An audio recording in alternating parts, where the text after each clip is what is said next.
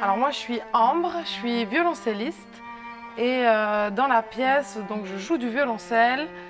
Je fais aussi la maman de Kribi, une villageoise, et aussi une main de la marionnette.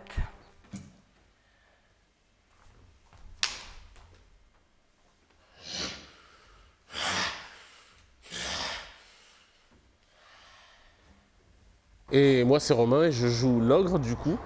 Il est arrivé vite dans l'idée qu'on avait du projet.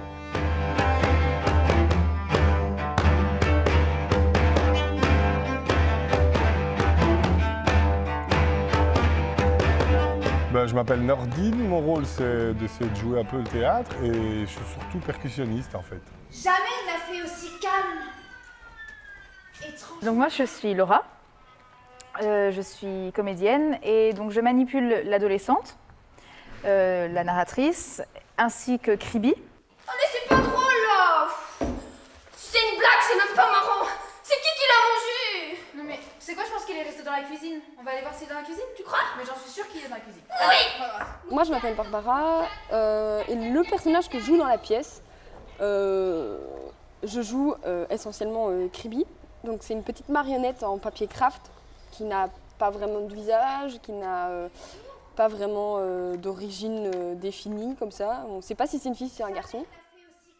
Kribi, tu te souviens, je t'avais parlé d'un endroit merveilleux, une île fantastique. Ouais. Tu te souviens? Ah ouais. Ouais. Tu sais quoi? Quoi? Tu vas y aller aujourd'hui. Non. Si. Maman, c'est vrai? Oui, c'est vrai, c'est le grand jeu. Wow. Mais tu sais quoi? Léon, à l'école, il m'a dit que là-bas, il n'y avait pas d'école, pas de maîtresse, pas de devoir. Oh, je me réjouis. Papa, c'est trop cool. Écoute-moi une seconde. Quoi? Tu te souviens? Pour y aller, il y a des consignes. Tu te souviens des règles? Oh. Tu t'en souviens? Il faut... Courir. Oui, entre autres, ouais, mais allez. Donc, c'était avec Romain, on était nous deux et on ne savait pas du tout à la base. Enfin, on avait des idées de choses dont on voulait parler, mais après c'était flou, on a vu plein de documentaires, de choses assez différentes.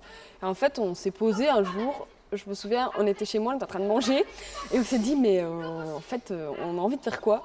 Et on avait envie de faire vraiment du théâtre, de jouer des personnages, de raconter une histoire. Et donc on est parti sur le concept du conte. Très vite s'est mêlé la musique, assez vite un univers onirique, des marionnettes.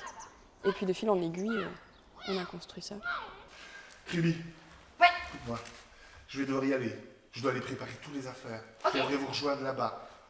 D'accord? Tu écoutes les dernières consignes de maman. Ouais. Tu me fais un bisou? Oui. Va faire un gros bisou. Moi. Au revoir bébé. Oh papa. Quoi? C'est une forme conte, musicale, Ouais. c'est chanté, il y a de l'ombre chinoise, il y a des marionnettes. En fait, il y a tout ce qu'il faut pour faire référence un peu à un monde un peu onirique, à quelque chose aussi de l'enfant du coup, de l'imagination, de l'imaginaire. On rentre dans un monde, mais on ne sait pas trop bien où en fait. Je dirais Ouais. un truc comme ça. Je crois que l'idée avec cette forme qu'on a prise, ouais, c'était vraiment... Enfin, moi, je sais qu'au tout début, quand on en parlait, j'imaginais un truc... on a imaginé vite un truc avec peut-être du sable, mais presque comme si on arrivait dans un chapiteau où il y a un espèce de... On avait d'abord des images de... Moi, j'avais des images pour Laure, en tout cas, de quelque chose de grand, de maigre, de... On voulait quelque chose qui soit à la fois un peu... Mais il y avait des univers qui me revenaient comme ça, avec les sujets dont on voulait parler. Et on voulait convoquer les deux, mais dans des trucs très dessinés quand même. C'est horrible.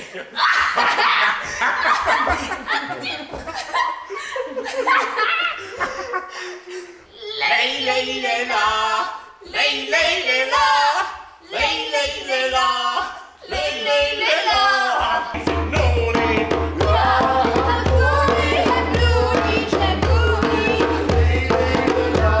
Je pense qu'il y a plusieurs lectures possibles, chacun en fonction de son vécu et de ce qu'il a envie d'y trouver. Ce que ça soulève, pour moi en tout cas, ce serait des questions de domination d'une culture sur l'autre, d'acceptation de choses. Enfin, on le voit dans la pièce, on accepte des cadeaux et du coup on se tait un petit peu. où est ce juste milieu et à quel point on peut aussi dévorer une terre. D'ailleurs, le monstre dit « je mange cette terre jusqu'à ce qu'il ne reste plus rien ». Après, j'ai pas trop envie d'en dire parce que je pense que tout le monde peut voir quelque chose de différent.